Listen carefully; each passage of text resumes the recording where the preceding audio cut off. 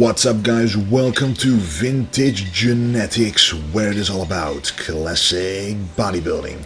And today is yet another training day, but this time it's the back and some biceps at the end. So we're starting out with a very nice classic exercise, the Lat Pulldown for the back width. You have two variations on the Lat Pulldown.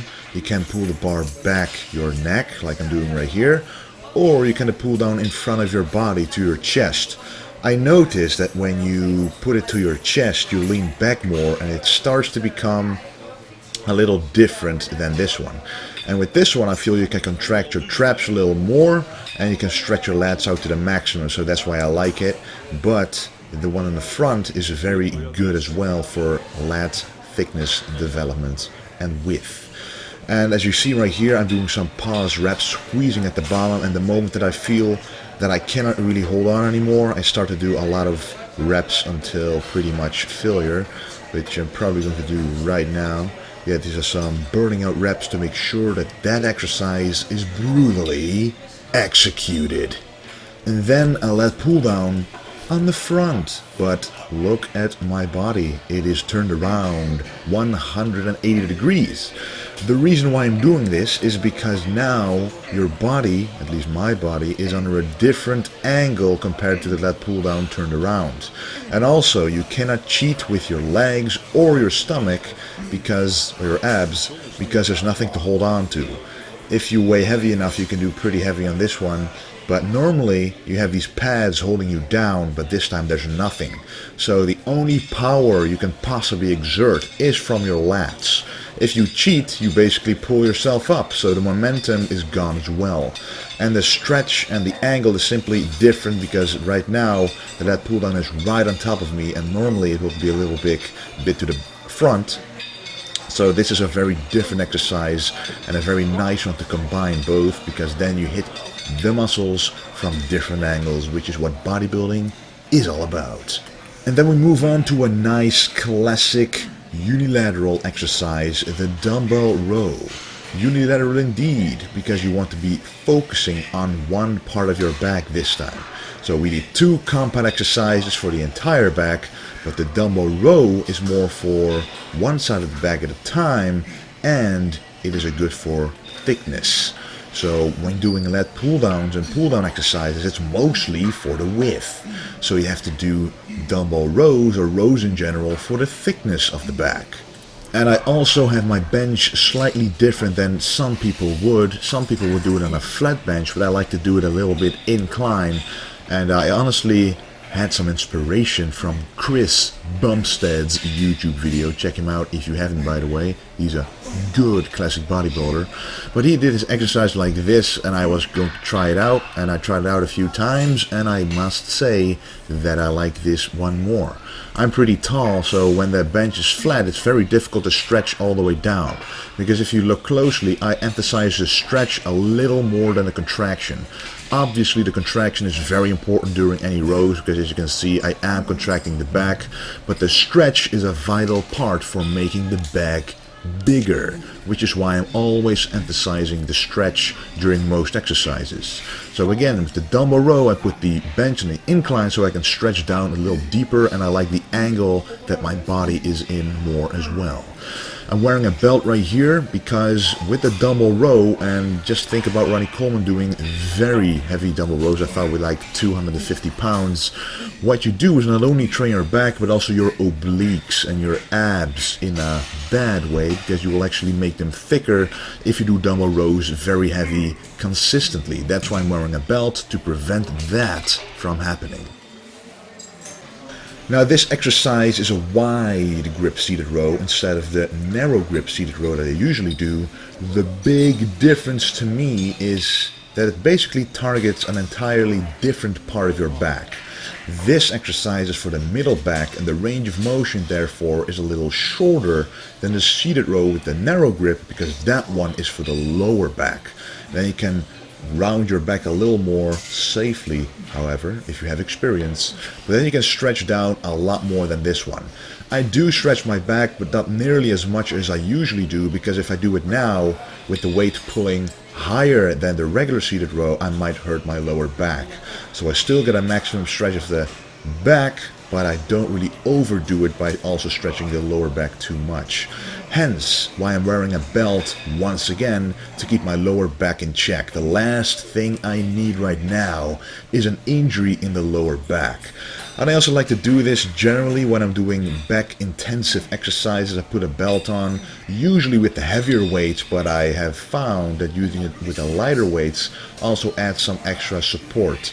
Now, you don't want to become dependent on this belt, so you shouldn't use it during the first few sets of deadlifts and squats, for example, because your core needs to be engaged by itself during some portion of the workout. But during other exercises like some rowing and, even some people use it for barbell curls to keep their back straight and to feel whether they're actually contracting it, you can use this belt for sure. It will not do any harm. Again, this is an interesting exercise. I know you saw me doing cable pullovers before, but I always did them differently. I always did them with either a rope or I stood differently. So this time I'm going to explain exactly why I'm doing this right now. So you can look at me and the distance between the actual pulley, and it's quite great. Why? Because the further away you stand, the more tension will be on your back. And in this case, it's true because parallel to your back should be the cable that you're seeing right here, because when that happens, the tension and the stretch and the contraction, everything in the back is stronger because it feels like it's pulling a heavier weight. That's what happens when you work with pulleys that you can work with different angles. For example, if you stand very close and you pull the weight down all the way, the tension is basically on your elbows because there's nothing pulling on your back, because the weight is pulling you upwards. But when your arms are down, it's very easy. The stress is on your straight arms. When you're standing further back, you'll actually feel the weight pulling on your back. So try it out if you haven't, and if you want to feel it better in your back, make sure to stand far enough away so that you can actually feel the big stretch. And this is a rear delt pull down.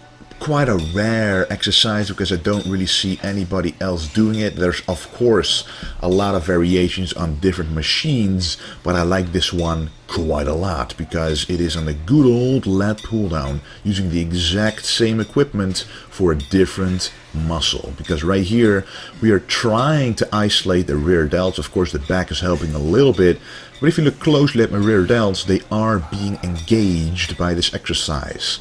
So if you have been doing face pulls, for example, you're used to pulling the bar to your face. This is basically the same principle. You sit down, you lean back a little bit, and you make sure that you pull the bar to your face, keeping your elbows as high as possible, and this causes you to activate the rear delts. And I also do quite a lot of volume, the first two sets of 20 and the third set of about 15 reps, to make sure that even one exercise like this can fill up the rear delts entirely. You don't want to go too heavy because it will simply turn to a back exercise.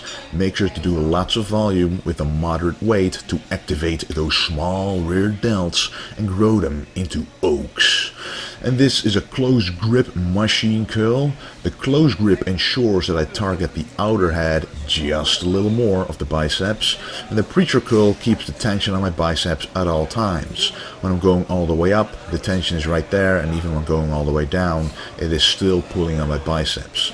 But if you look closely, I'm not going down entirely. I'm trying to keep myself from overstretching the tendons right there, because some of you guys know I used to have an injury in my left bicep, and if you go too heavy too fast and you drop it and you overstretch the tendon, it could get injured, and that's not what you want to do. And this set, the last set, is basically reps until failure with two arms. Well, with failure I mean that you cannot do any clean reps anymore, that you kind of feel, okay, I'm not going to be able to do 100% of the range of motion without cheating, so now I should move on to the drop set. And in this case, the drop set is unilateral, so each arm gets a turn, and I do this because it makes it easier to focus on one contraction. If you do a curl with both arms, it is always more difficult to contract both biceps at the same time.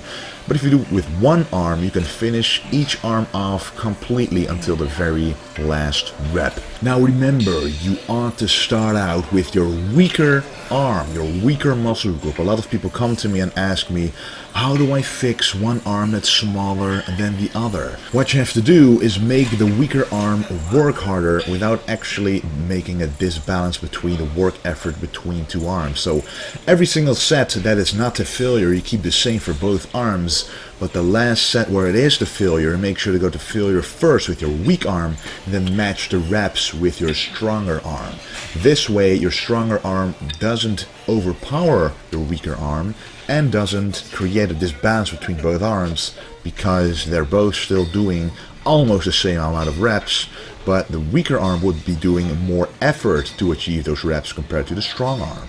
And this exercise is for the brachialis of the biceps, and if you look very closely, in between the triceps and the biceps there's a little bump that's contracting every time you do the rep, and that is the brachialis, because that's what makes your bicep up here a lot wider if you wish to have it so. And I do wish to have it so, which is why I'm pretty much always including some form of rope hammer curls or regular hammer curls. But I have to say that when I compare the dumbbell version to this, it is a lot easier to contract that part of the bicep here compared to dumbbell curls. Usually when I do dumbbell curls, the hammer style, I do feel something happen. I get a good pump in the biceps, but on this exercise I really specifically feel the brachialis muscle, which is really the point of mind-muscle connection and actually getting that muscle bigger.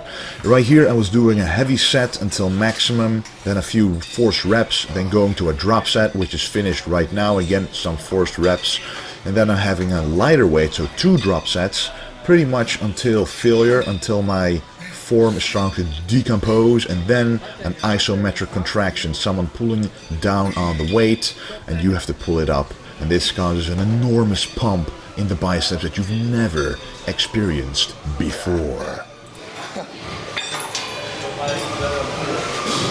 This is the last exercise for today. And by the way, for those people who were watching my workout split, the new one, you saw that I don't train biceps that often. So that's why every time I do train biceps, I make sure to make them sore for at least a week. Honestly, I never get muscle ache in my biceps at all, but I really want to destroy them during a bicep workout. So this is the last exercise after doing 2 exercises which both had drop sets in it. So this one is really for the peak of the biceps, one of my favorite and one of the classic exercises that, for example, Larry Scott, the first Mr. Olympia, and he did these exercises a lot, the preacher curls, and it made him have very big biceps for sure, which is probably what he's most known for. And this is set number 3, the last set, again a drop set. So we did 2 exercises that already had a drop set, and we want to finish off the biceps completely with a drop set and some forced reps, of course. And with this exercise I really try to go all out, because it both has an equal stretch and a contraction phase, because the stretch here is amazing, deeper than any other bicep exercise in my opinion, but the contraction is special as well, because you can contract your biceps as I would naturally without thinking, or you can infuse it with mind-muscle connection and actually contract the biceps so hard that you feel the split forming in between those bicep heads and make that long head of the bicep, the outside head, grow like a volcano. That is what you should imagine. Anyway guys, that was the workout. I want to thank you for watching, and don't forget to stay golden.